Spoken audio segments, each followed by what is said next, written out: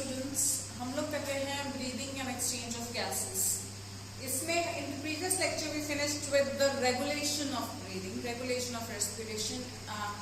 हमने neural regulation और chemical control दोनों के बारे में हम लोग डिस्कस कर चुके हैं।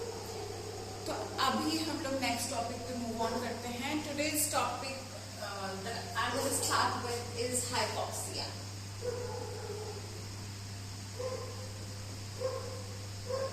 यहाँ पे ये हाइपोक्सिया वर्ड दो वर्ड्स का फ्यूजन है, हाइपो एंड ऑक्सिया, तो it turns out to be hypoxia. Hypo, मैंने आपको दो वर्ड्स बार बार बताए हैं कि wherever the word hypo comes, it means low, and wherever the word hyper comes, it means high. And here is the word hypo, hypoxia. Hypo word is lower and oxia word stands for oxygen. Lower oxygen. तो oxygen अगर कम हो उस state को हम कहते हैं hypoxia. Hypoxia. So it is deficiency of oxygen at the tissue level. Deficiency of oxygen at the tissue level is known as hypoxia. यानी कि जैसे हमने देखा कि हम ब्रीदिंग करते हैं, एल्वियोलाई तक ऑक्सीजन जाता है, ब्लड में एंटर करता है, ब्लड से ट्रांसपोर्ट होता है और टिश्यू को मिल जाता है। ये टिश्यू को जो अप्रोप्रिएट अमाउंट ऑफ ऑक्सीजन मिल रहा है, जो हमने देखा था that every 100 ml of blood is able to supply nearly 5 ml of oxygen. So अगर ये सप्लाई जो टिश्यू को मिल रहा है, this supply is under the normal level, यानी नॉर्मल लेवल से ये कम आता है, so that time we call it hypoxia। यानी टिश्यू के लेवल पे there is deficiency of oxygen। Oxygen जितना उसको रेस्पिरेशन के लिए चाहिए, ऑक्सीडेशन ऑफ फूड के लिए चाहिए, उतना नहीं मिल पा रहा है, डेफिशिएंट हो रहा है, so this is hypoxia। और इसके डिफरेंट कॉजेस हो सकते हैं, so based on the cause it can be classified into 4 types। Based on cause, hypoxia can be classified into 4 types। 4 तरह में हम लोग हाइपोक्सिया को डिवाइड कर सकते हैं। 4 तरह में हम लोग इसको डिवाइड कर सकते हैं, ठीक है। तो वो कौन कौन से 4 तरह हैं? सबसे पहला हम लोग डिस्कस करते हैं हाइपोक्सिक हाइपोक्सिया।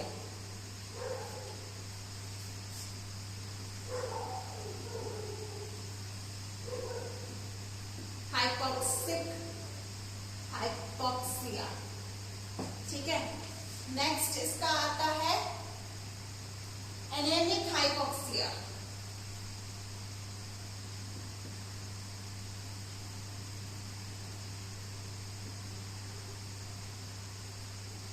थर्ड कैटेगरी आता है स्टैग्नेंट हाइपोक्सिया।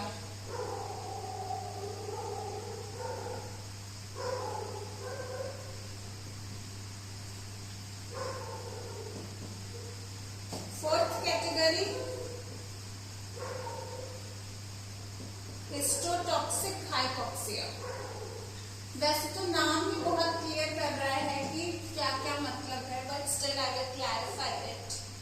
सबसे पहला जो है hypoxic hypoxia. Hypoxic hypoxia it is due to low arterial PO2. PO2 is, we know, partial pressure. Low partial pressure of oxygen in arteries, arterial blood. Arterial blood also known as oxygenated blood.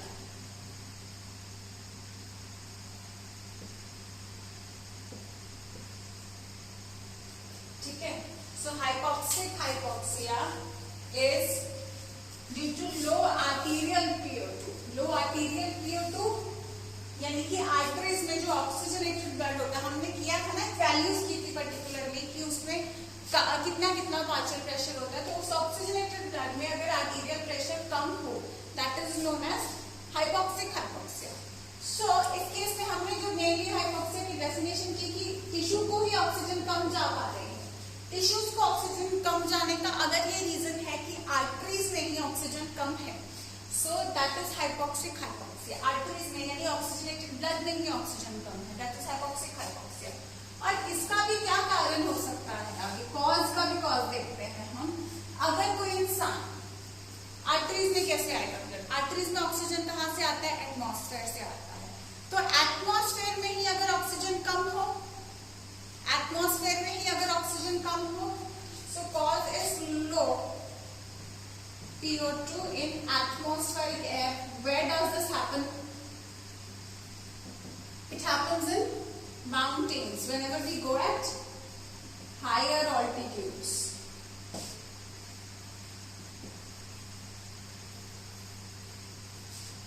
Whenever we go at higher altitudes, that is at mountains. So as we go higher,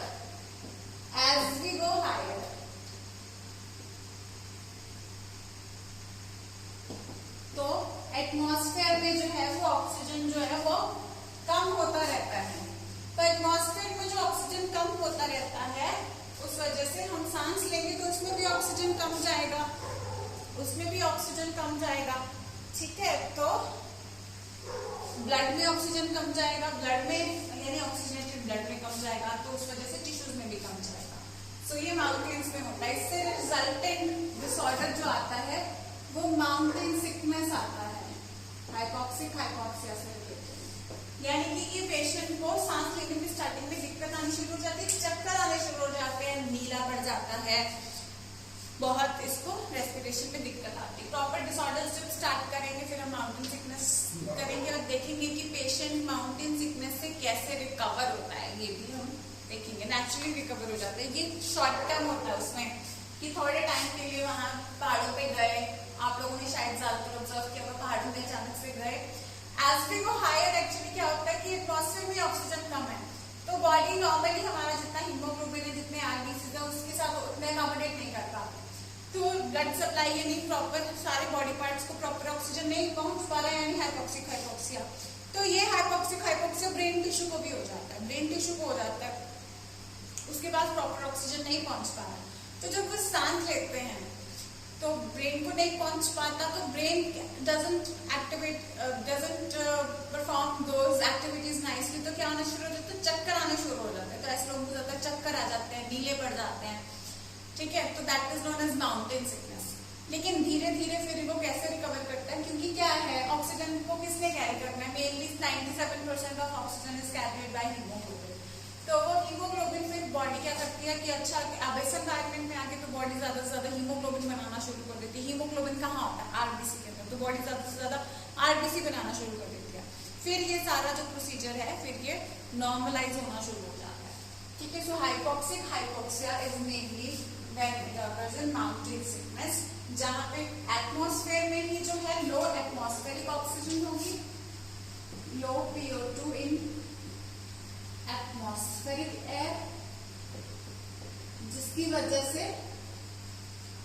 low PO2 in oxygenated blood या arterial blood,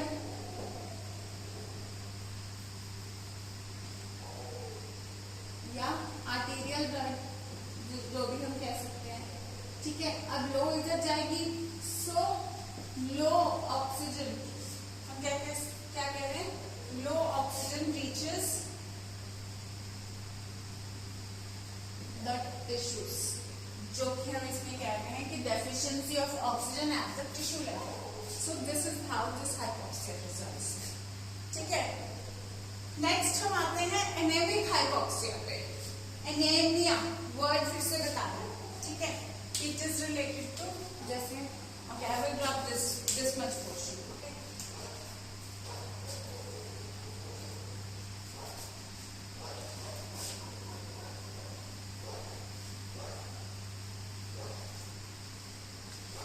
anaemic hypoxia,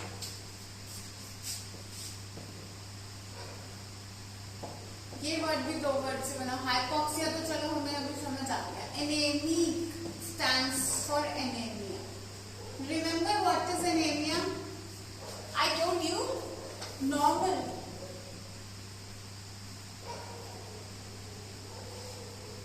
haemoglobin levels, normal hemoglobin level fed to 50 grams per 100 ml or deciliter, right? अगर hemoglobin level fall in normal hemoglobin या HB level अगर कम हो जाए, ठीक है, HB level जो है वो अगर कम हो जाए, this is what is anaemia.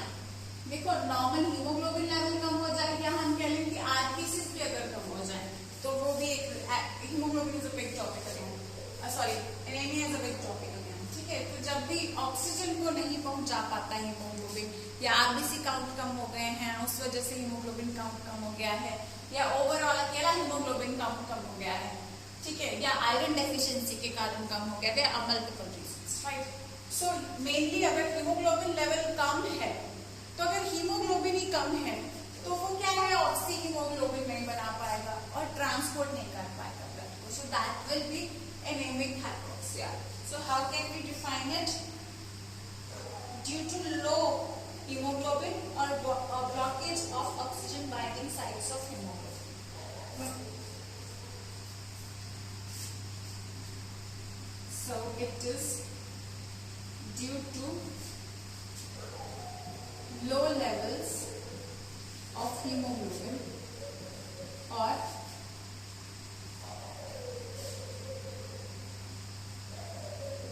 blockage of oxygen binding sites on hemoglobin due to example है एक तरीके से, ठीक है, example binding of carbon monoxide with haemoglobin. ठीक है, देखो ये दो केसेस हो सकते हैं. या तो क्या है, ओवरऑल हीमोग्लोबिन ही कम है. हीमोग्लोबिन कम होने का रीजन, एक मेन रीजन होता है कि आयरन डेफिशिएंसी है. ठीक है, बिकॉज क्या है, आयरन डेफिशिएंसी अगर होगा, आयरन डेफिशिएंसी अगर होगा तो आयरन ने क्या बनाना होता है, हीम पार्ट बनाना होता है, तो हीम कम बनेगा. हीम कम बनेगा तो हीमोग्लोबिन कम बनेगा. हीमोग्लोबिन कम बनेगा तो एनीमिया हो जाएगा. अब हीमोग्लोबिन अगर कम बनेगा तो ऑक्सी हीमोग्लोबिन भी तो कम बनेगा. हीमोग्लोबिन अगर कम बनेगा तो ऑक्सी हीमोग्लोबिन भी कम बनेगा. ऑक्सी हीमोग्लोबिन कम बनेगा तो फिर से 97% of oxygen gets transported in the form of oxyhemoglobin. So फिर से वो टिश्यू लेवल को प्रॉपर तरीके से ऑक्सीजन नहीं पहुंचा पाएगा. ठीक है, so this will result in anemia. Anemia resulting in hypoxia. ठीक है, और दूसरा कारण ये हो गया लो लेवल्स ऑफ हीमोग्लोबिन. दूसरा कारण है binding of blockage of oxygen binding site with haemoglobin. Example जैसे हमने कहा था ना, like binding of oxygen with hemoglobin. I told you it is temporary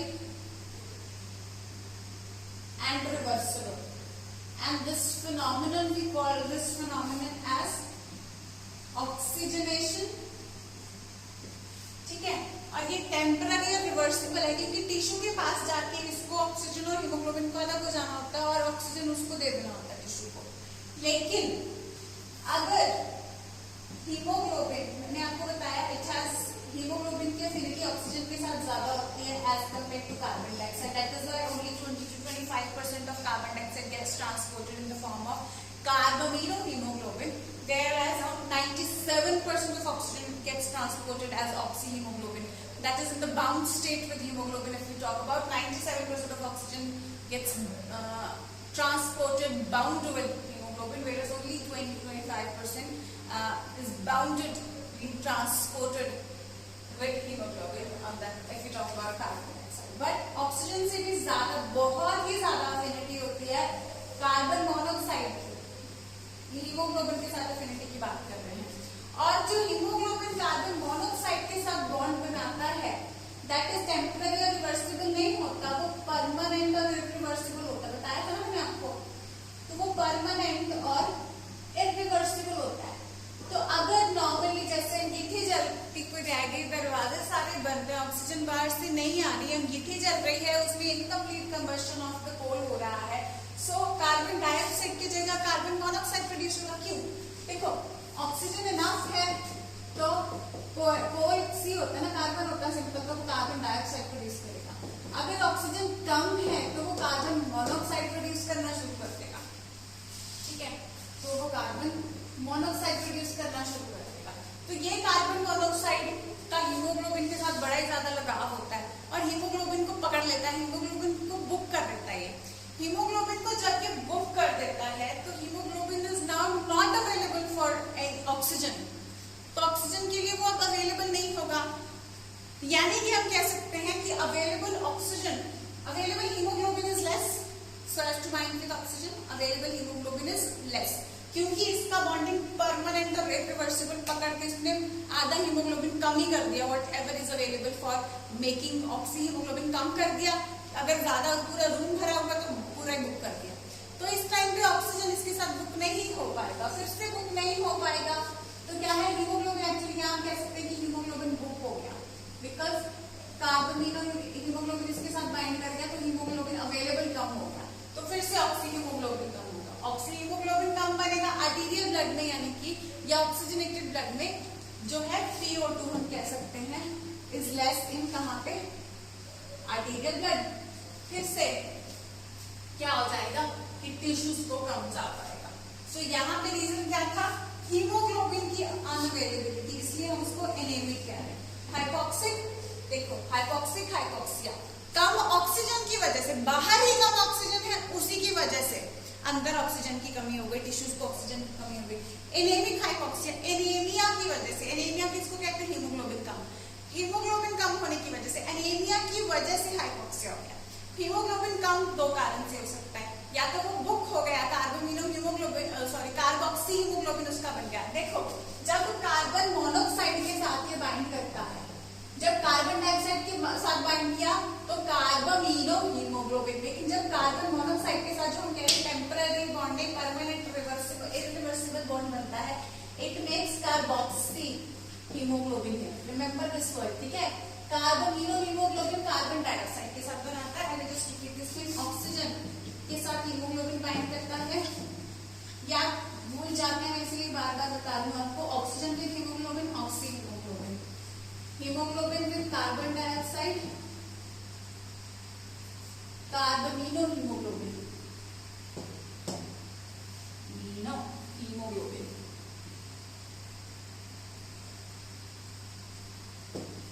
ठीक है बच्चा लोग, then haemoglobin with carbon monoxide, carboxyhaemoglobin, oxygen और कार्बन डाइऑक्साइड का bond temporary reversible, carbon monoxide के साथ जो bond permanent irreversible, permanent irreversible, ठीक है। सो एनीमिक हाइपोक्सिया, ये हीमोग्लोबिन को इसने बुक कर लिया, या हीमोग्लोबिन लेवल नॉर्मली ही कम है, anaemia.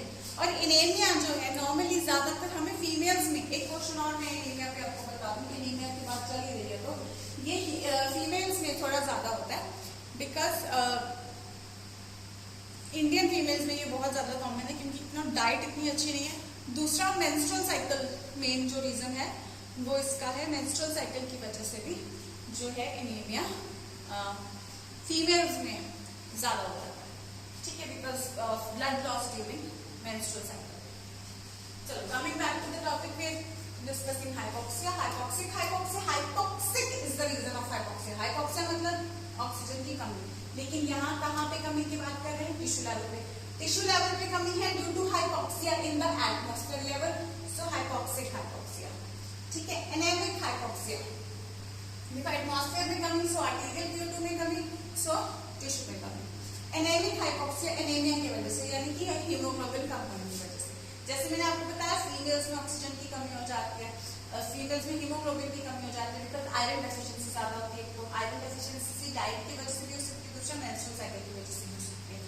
So due to lower levels of haemoglobin या blockage of oxygen binding site हो जाए हीमोग्लोबिन की, जैसे कि इनकम्प्लीट कम्बशन कोल की चल रही है, ये पुराने टाइम पे ज्यादा होता था, केसेस देखने को मिलते थे, ठीक है। तो ये है anaemic hypoxia. Then come stagnant hypoxia. Stagnant मतलब कुछ रुका हुआ है। I need just note this down, take a screenshot of something because I am going to rub this down, ठीक है। This part is actually very important. ये जो oxy haemoglobin carbon carboxy वगैरह लिखा है,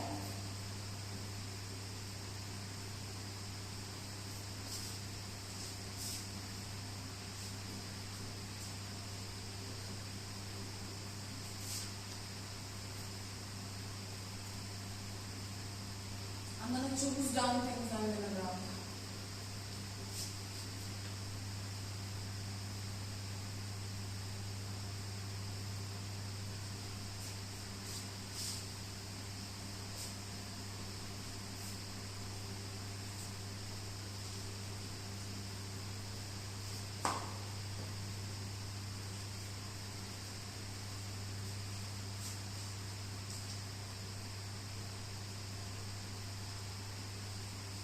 So stagnant hypoxia is due to poor cardiac output,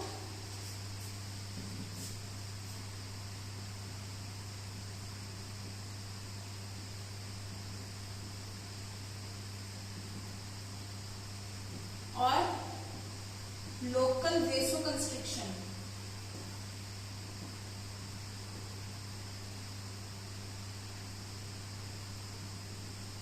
Stagnant hypoxia, it is due to these two reasons, poor cardiac output या vasoconstriction. Stagnant का क्या मतलब होता है?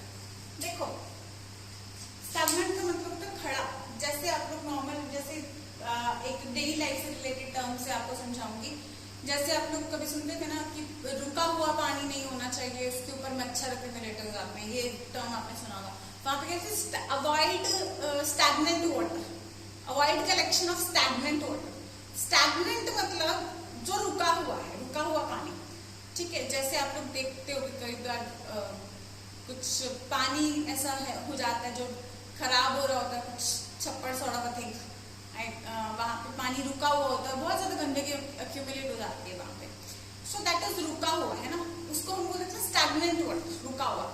तो स्टैग्नेंट इन द बॉडी कैसे हो सकता है? ब्लड स्टैग्नेंट, ब्लड हम लोग देखते हैं कि लगातार फ्लो कर रहा है, ब्लड स्टैग्नेंट कैसे हो सकता है? ब्लड रुक गया है, उसका कारण कैसे हो सकता है? जो पंपिंग ऑर्गन है हार्ट, यहाँ हम बात कर रहे हैं पुअर कार्डियक आउटपुट, यानी कि जो पंपिंग ऑर्गन है, जो हार्ट है, वो प्रॉपर तरीके से पंप नहीं कर पा रहा है।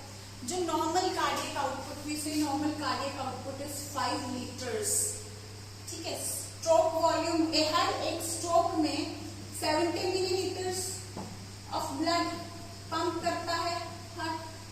Stroke volume 70 milliliter of blood pumped by each ventricle per stroke multiplied by the number of beats comes out to be nearly this thing 5250 milliliters or nearly 5 liters we can say.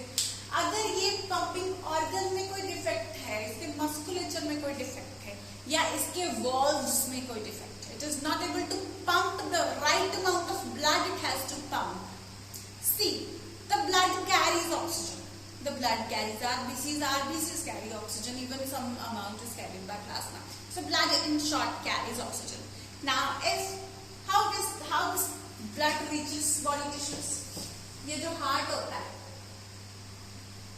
oxygenated blood जो pump कर देता है tissues तक पहुंच जाता है. अगर ये पंप ही नहीं कर पा रहा है, ये पंप ही नहीं कर पा रहा है, तो ये स्कीमेटिक डायग्राम थी that I explained in body fluids and circulation. ठीक है, जिन्होंने वो लेक्चर नहीं देखे उनको लग रहा होगा कि ये मैडम ने क्या बॉक्स बना दिया हार्ट की जगह पे. तो this was the schematic diagram I always draw. ठीक है, हम लेफ्ट साइड लाइक यहाँ पे राइट साइड पे हम लोग देखते हैं डीऑक्सीजनेटेड ब्लड, इधर ऑक्सीजनेटेड ब्लड. सो ऑक्सीजनेटेड ब्लड यहाँ से अयोर्टा से पंप होता है. सो इतना हार्डली पंप होता है कि ये बड़ी सारी आर्टरीज, मल्टीपल आर्टरीज में, बड़ी सारी आर्टरी जो अयोर्टा होती है मल्टीपल आर्टरीज में भेज देती है ब्लड, और मल्टीपल आर्टरीज फिर ऑक्सीजनेटेड ब्लड डिफरेंट टिश्यूज तक ले जाते हैं. What if this is not pumping nicely? What if this stroke volume is not right? What if this cardiac output that we are talking about is not right? अगर ये blood ही सही तरीके से सही अमाउंट में पंप नहीं हो रहा है, तो प्रॉपर तरीके से ब्लड नहीं पहुंचेगा टिश्यू तक, तो क्या हो जाएगा? ऑक्सीजन नहीं पहुंचेगा, ब्लड रुक गया है, स्टैग्नेंट हो गया है. रीजन है कार्डियक आउटपुट का लॉस या लोकल वेसोकंस्ट्रिक्शन. लोकल मतलब लोकलाइज्ड. जैसे कोई पर्टिकुलर टिश्यू को पहुंचना है, किसी भी टिश्यू के पास जो भी लाइक सपोज करो आप से डायफ्राम को जो आर्टरी सप्लाई करती है उसे हम फ्रेनिक आर्टरी बोलते हैं. ठीक है, उसको हम फ्रेनिक आर्टरी बोलते हैं. व्हाट इफ इस फ्रेनिक आर्टरी में लोकल वेसोकंस्ट्रिक्शन यानी कि जो वेसल है इसकी ये कंस्ट्रिक्ट हो जाए किसी कारण, केमिकल आ गया है, कोई अलग चीज, कोई भी रीजन हो सकता है, मल्टीपल रीजन हो सकते हैं कि ये एलर्जिक रीजन हो सकता है, कुछ भी रीजन हो सकता है. ये जो वेसल है इसका डायमीटर नैरो हो जाए, इसका डायमीटर नैरो हो जाए. इसका डायमीटर अगर नैरो हो गया है तो जितना ब्लड ये नॉर्मली पहुंचा पा रही थी डायफ्राम को उतना नहीं पहुंचा पाएगी, नैरो हो गया है. तो उस पर्टिकुलर, यहाँ पे हम डायफ्राम के टिश्यू की बात कर रही, कोई भी टिश्यू हो सकता है, लेकिन स्टैग्नेंट हाइपोक्सिया, तो पुअरली उसको क्या हो गया? लोकल, उसकी लोकल वेसल, लोकल यानी कि उसके आसपास की, जैसे यहाँ पे पर्टिकुलरली हमने डायफ्राम की बात कर ली. ठीक है, पर्टिकुलरली किसी ऑर्गन की अगर हम बात करते हैं तो लोकल अगर वहां की जो वेसल है उसमें कंस्ट्रिक्शन मतलब वो जो ब्रॉड है वो नैरो हो जाए, तो वो कंस्ट्रिक्ट हो गई है, तो लोकल कंस्ट्रिक्शन उसकी हो गई है, ब्लड रुक गया है, उसको नहीं पहुंच पा रहा है. So that is what is local vasoconstriction. Local vasoconstriction की वजह से देखो ब्रॉडर आर्टरीज को जितना ब्लड पहुंचा पा रही थी, नैरो वाली वेसल जो है वो उतना नहीं पहुंचा पाएगी जितना ब्रॉडर वेसल पहुंचा पा रही थी, तो वो लोकल वेसोकंस्ट्रिक्शन हो गया. और क्या रीजन हो सकता है स्टैग्नेंट का? आपके बुक में, आपके नोट्स में ये दे रखा है. अदरवाइज और क्या हो सकता है? एक फिनोमेनन जिन बच्चों ने मेरे साथ बॉडी फ्लूइड्स एंड सर्कुलेशन किया उनको एक मैंने कराया था एथेरोस्क्लेरोसिस. एथेरोस्क्लेरोसिस में हमने क्या देखा था कि यहाँ पे कोई ना कोई वो कोलेस्ट्रॉल डिपॉजिट्स वगैरह हो जाते हैं, एथेरोस जमा हो जाता है, थ्रोम्बस जमा हो जाता है, जिसकी वजह से ये वेसल से फ्लूइड पास नहीं कर पा रहा.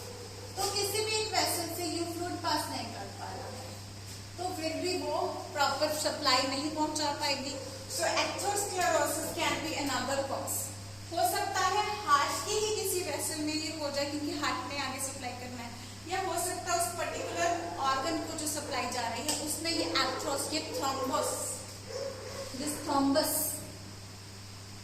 जो है ये एक्यूमुलेट हो जाए उस आर्टरी में और प्रॉपर उसको सप्लाई ना हो पाए, तो ये भी एक कारण हो सकता है. So this will lead to stagnant hypoxia, यानी ब्लड रुक गया है एक तरीके से, उसको ब्लड ही नहीं पहुंच रहा. ब्लड नहीं पहुंच पा रहा तो इट इज ऑब्वियस कि ऑक्सीजन नहीं पहुंच पाएगा. तो फॉर्मर टू केसेस भी सॉ कि ब्लड पहुंच पा रहा था लेकिन उसमें ऑक्सीजन इसमें कम थी. यहाँ हमने देखा कि हीमोग्लोबिन जिसको कैरी करना है वो कम था, यहाँ लेकिन फ्लूइड प्रॉपर जा रहा था. यहाँ पे क्या फ्लूइड ही प्रॉपर नहीं जा पा रहा, फ्लूइड रुक गया है, यानी कि क्या हो गया? स्टैग्नेंट हो गया है. सो स्टैग्नेंट हाइपोक्सिया.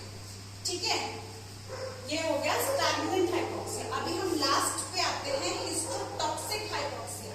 अब हिस्टो का मतलब होता है टिश्यूज, हिस्टो का मतलब होता है टिश्यू, क्योंकि देखो हम लोग कहते हैं ना histology, histology is what, logy मतलब स्टडी, हिस्टो मतलब tissues, histology study of tissues. जब हम माइक्रोस्कोप के अंदर स्टडी करते हैं तो हम लोग उसको कहते हैं हिस्टोलॉजी, ठीक है, टिश्यूज की स्टडी करते हैं। अब हिस्टो मतलब टिश्यू, टॉक्सिक मतलब आप लोग समझते हैं कि पॉइजनस सब्सटेंस आ गया, टॉक्सिक सब्सटेंस या पॉइजनस सब्सटेंस। तो कोई पर्टिकुलर टिश्यू पॉइजन हो गया है, उस वजह से ये नहीं चल पा रहा है। So, due to any poison, if the tissue is not able to use the oxygen, so due to poisons like cyanide, when tissue is not able to use the oxygen, tissue क्या होता है, tissue को जहर चढ़ गया, कोई tissue को जहर इतना चढ़ गया कि वो जो ऑक्सीजन उसके पास आ रही है उसको वो यूज नहीं कर पा रहा, सो दैट इज हिस्टोटॉक्सिक हाइपोक्सिया। इसमें हमने एक नाम लिखा है साइनाइड, ठीक है, ये आजकल बड़ा वार्म टॉपिक चल रहा है, साइनाइड पॉइजनिंग, ठीक है। तो हिस्टोटॉक्सिक उसमें क्या होता है, साइनाइड का अमाउंट अगर हमारी बॉडी में ज्यादा हो जाए तो हमारे टिश्यूज, तो how death occurs is tissues are not able to use the oxygen. हम लोग सांस ले रहे हैं, हीमोग्लोबिन बन रहा है, ऑक्सी हीमोग्लोबिन बन रहा है, ठीक है, लेकिन वो टिश्यूज तक पहुंचता है, लेकिन टिश्यूज तक ब्लड के साथ और क्या पहुंच रहा है, साइनाइड पहुंच जाता है। तो साइनाइड को इतना अच्छे से टिश्यूज कैच कर लेते हैं कि टिश्यू डेथ होनी शुरू हो जाती है, अक्यूमुलेट हो जाता है। तो cyanide actually prevents the tissues from picking up the oxygen from oxyhaemoglobin. So tissues are not able to pick up oxygen they are receiving, they are not able to use up the oxygen. ये जो होता है ना कि glucose को break down करना है, energy release करना है ना, तो ये जो प्रोसीजर है कि यहाँ पे ये ऑक्सीजन लेना है, ये ऑक्सीजन टिश्यूज ले नहीं पाते हैं when they are poisoned with any poisonous substance। एक एग्जांपल है साइनाइड, को ऐसा कुछ पॉइजन हो जाए तो वो इस ऑक्सीजन को पिकअप नहीं कर पाते हैं, ठीक है।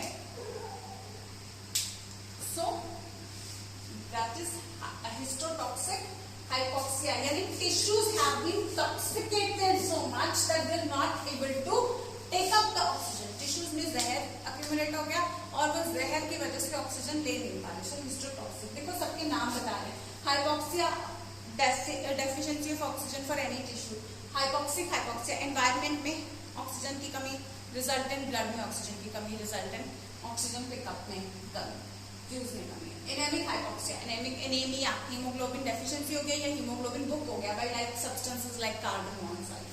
देन स्टैग्नेंट हाइपोक्सिया, रुक गया ब्लड एथेरोस्क्लेरोसिस की वजह से, कार्डियक आउटपुट कम होने की वजह से या लोकल वेसोकंस्ट्रिक्शन की वजह से। Then histotoxic, tissues have been toxicated so much that they're not able to use up the oxygen. So this is hypoxia. कुछ बच्चों को बॉम्ब मूवी देखी होगी तो उसमें वो साइनाइड पॉइजनिंग देती है ना, क्योंकि दैट बॉय तो वो साइनाइड मिक्स करती है, शायद उससे कुछ बच्चों को याद हो जाए। नहीं मूवी देखी है तो भी कंफ्यूज होने की जरूरत नहीं, कंसेप्ट आप लोग समझ चुके हो, ठीक है। Just for fascination I told this point. So that's all with hypoxia. Very important, not very but important topic. So revise it nicely. All the best. That's all for today's lecture. Keep on revising all your lectures. Keep on attempting as many questions as you can solve. And actually bio में जरूरत होती है repeat करने की चीजों को, और read करते रहे, बार बार रीड करते रहे। बायो में ज्यादा यही जरूरत होती है कि आप लोग किसी भी टॉपिक को बार बार रीड करें। जितनी बार आप रीड करोगे उतनी बार हर बार आपको एक नया पॉइंट निकल करके आ जाता है, अरे ये पॉइंट तो मैंने पिछली बार पढ़ा ही नहीं था, ऐसे लगता है, ठीक है। तो हर बार एक नया पॉइंट आपके दिमाग में स्ट्राइक करता है। क्वेश्चन किसी भी पॉइंट से आ सकता है। बायो के हर लाइन से 4 क्वेश्चन बन जाते हैं। So keep on repeating biology double score contribute करती है आपके नीट की तरफ, तो बायो को बार बार रीड करते रहें